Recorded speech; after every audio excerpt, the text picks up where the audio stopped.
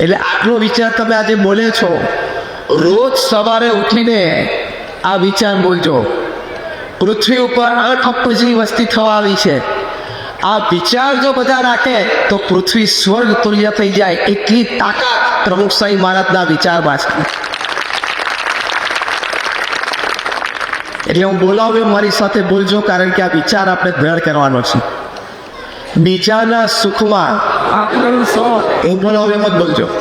બીજાના સુખમાં આપણું સુખ થાય, બીજાના ઉત્કર્ષમાં આપણો ઉત્કર્ષ, અન્યની પ્રગતિમાં આપણી પ્રગતિ.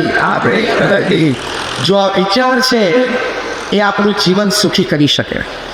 આમાં કંઈ આપણે કોઈને આપણું બેંક એકાઉન્ટ આપી દેવાનું નથી. આમાં કોઈને આપણા ઘરમાં 3 BHK રહેતા હોય તો 1 બેડરૂમ કોઈને કાઢી આપીને એને મફત રહેવા માટે મૂકી દેવો, એવું નથી.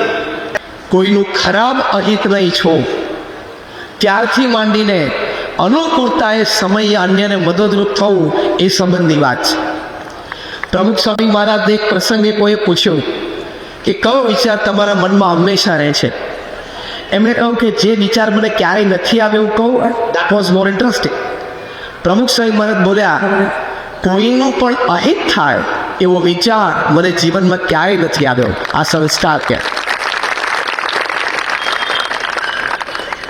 અને આમે કદાચ આપણે કોઈનું અહિત ઈચ્છીએ તો આપણું ઈચ્છવાથી તો થવાનું નથી. એનું હા કે કોઈના પ્રત્યે ઈર્ષા રાખીએ તો એનું અહિત થવાનું છે નથી થવાનું. તો આપણે શું કામ એવા એટીટ્યુડથી જીવવું? આપણે એટીટ્યુડથી ના છીએ. એની મહેનતનું, એના નસીબનું અને એની ઉપર થઈ જે ભગવાનની કૃપા, એનું એ ફળ ભોગવે છે.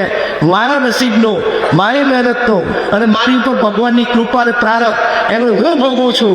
Is he, I am I. That is the attitude, simple. તો કોઈ ઈર્ષા ભાવ નથી, કોઈના પ્રત્યે કોઈ અહિતની ભાવના નથી, એટલે સંસ્કાર કહેવાય. તો વ્યક્તિનું જીવન સુખી થાય. તો આવા ઉચ્ચ વિચારો આવા મહાપુરુષો પાસેથી શીખવા, એમાંથી આપણા વર્તન અને અભિગમ કરે.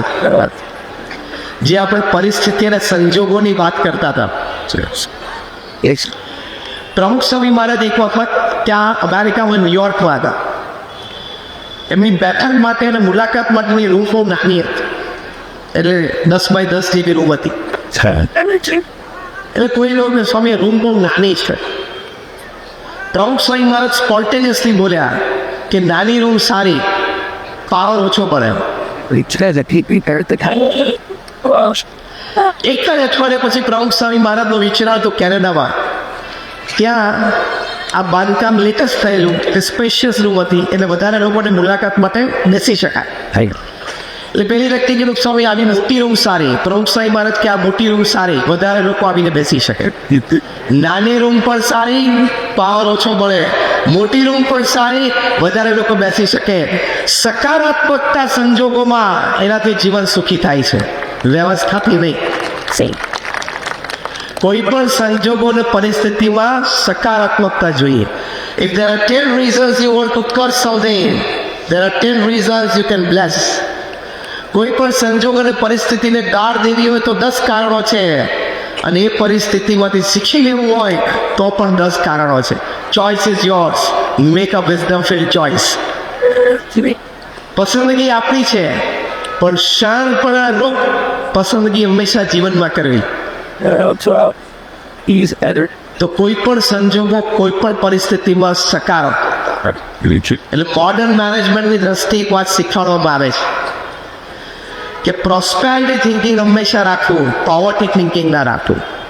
એટલે સમૃદ્ધતા વિચારવી પણ ગરીબાઈ ન વિચારવી. એટલે શું?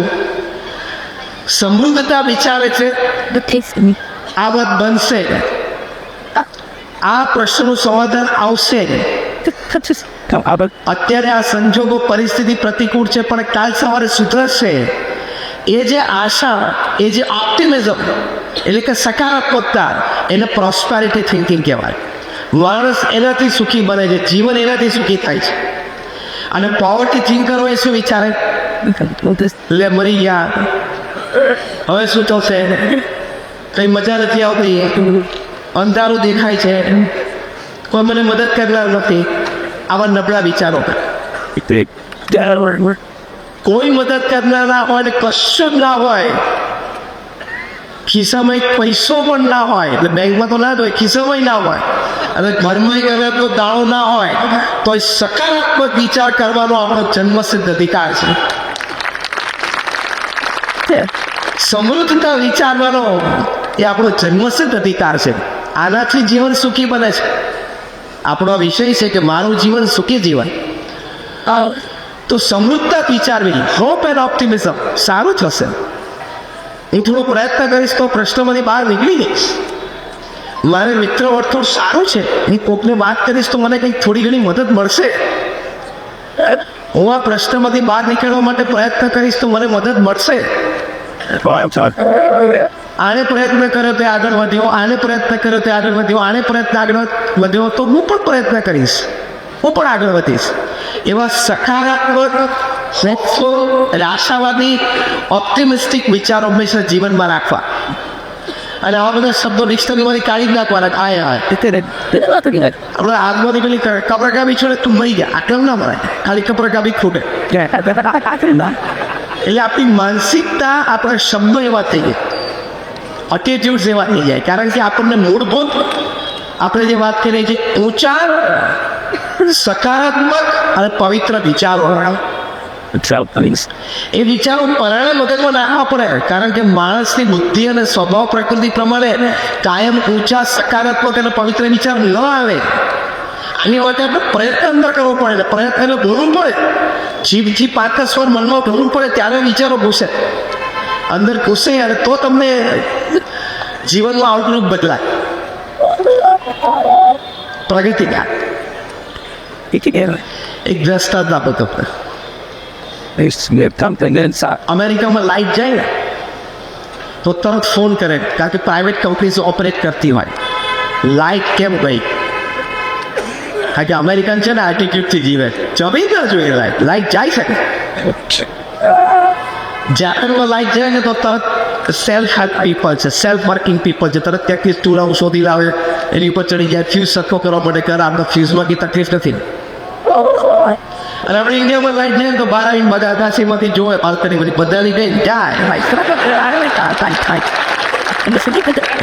પછી બેસી જાય, રંગીન લેંગો પહેરે, પોટલી પગ પર એક પગ ચડાવી કપ્પામાં જાય. પાછો રોડ બધાની ગયેલી હોવી જોઈએ. આપણો એટીટ્યુડ છે એ નિમ્નતાનો વિચાર કહેવાય, શ્રેષ્ઠતાનો વિચાર ના કહેવાય. આ માનસિકતા આપણે બદલવી પડે. એ માનસિકતા બદલીએ એટલે શ્રેષ્ઠ અને ઊંચા વિચાર હોય. પેલું મચ્છરિયું નાનું બચ્ચું જન્મે નહીં અને એને પાંખો આવી એટલે પહેલી ફ્લાઇટ લીધી એને આમ રૂમની ઓળ્યું, મેડન ફ્લાઇટ હતી, પહેલી ફ્લાઇટ મચ્છરના બેબીની, નાનું બચ્ચું. એના માતા પિતા, એક સ્ટોરી છે, એના માતા પિતા ખુલાવા બેઠેલા અને માતા પિતાએ જોયું કે આપણું નાનું બાળક મચ્છર એટલે આખા રૂમમાં પહેલું ઉડાન લીધું. અને પાછું માતા પિતા પાસે આવી એટલે એને માતા અને પિતાએ પૂછ્યું કે બેટા પહેલી ઉડાન કેવી રહી? તો કે મમ્મી પપ્પા પહેલી ઉડાન બહુ જોરદાર રહી. હું આખા રૂમમાં જ્યાં જ્યાં ઉડી ને ત્યાં બધાએ મારી માટે ખૂબ તાલીઓ પાડી.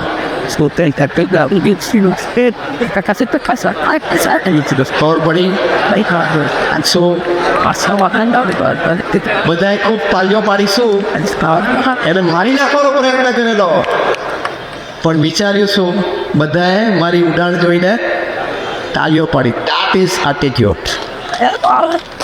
એને અભિગમ કહેવાય. આવા અભિગમથી જીવનમાં લોકો સુખી રહી શકે. સંજોગો અને પરિસ્થિતિ તો કાયમ અનુકૂળ નહીં જ રહે, એ પૃથ્વી ઉપર સિદ્ધાંત છે. કારણ કે ભગવાને કોઈને પૃથ્વી ઉપર MOU કરીને મોકલ્યા નથી, મેમોરેન્ડમ ઓફ અન્ડરસ્ટેન્ડિંગ. જ્યાં બેટા પૃથ્વી પર ગયા, એવરીથિંગ વિલ હેપન ગુડી ગુડી, બધું સારું થશે એવી પેપર ઉપર સહી કરીને ભગવાને કોઈને મોકલ્યો નથી. કોઈની પાસે હોય તો દેખાડજો. Like is like a sine wave, ઉથલ ચડ તો આવવાની છે, પણ વિચારોની સકારાત્મકતા હંમેશા જીવનમાં રાખશે.